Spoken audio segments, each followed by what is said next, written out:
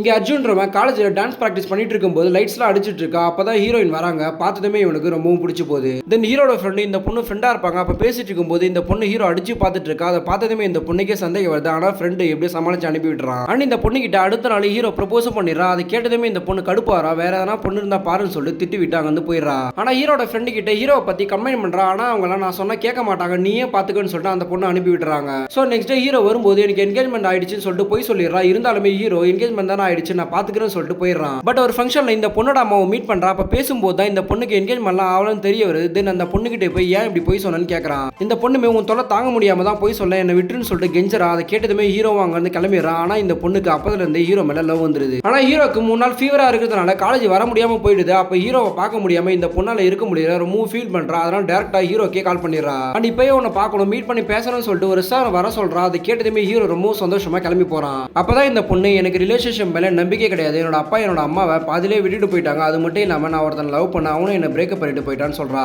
ஆனா இப்போ உன்னை பார்த்ததுமே எனக்கு லவ் பண்ண தோணுது. திரும்ப எதனா ஆயிடுமோன்னு சொல்லிட்டு பயமா இருக்கு. அது மாதிரி நீ எதனா பண்ணனா நான் பாதிலே பிரேக்கப் பண்ணிட்டு போயிட்டோன்னு சொல்லிட்டு ஸ்ட்ரிக்ட்டா சொல்லிடுறா. இதை கேட்டதுமே ஹீரோக்கு ரொம்ப சந்தோஷப்பட்டு அப்படிலாம் ஒன்றும் நடக்காது நம்ம 2 பேரும் லவ் பண்ணலாம்னு சொல்லிட்டு லவ் பண்ண ஸ்டார்ட் பண்றாங்க.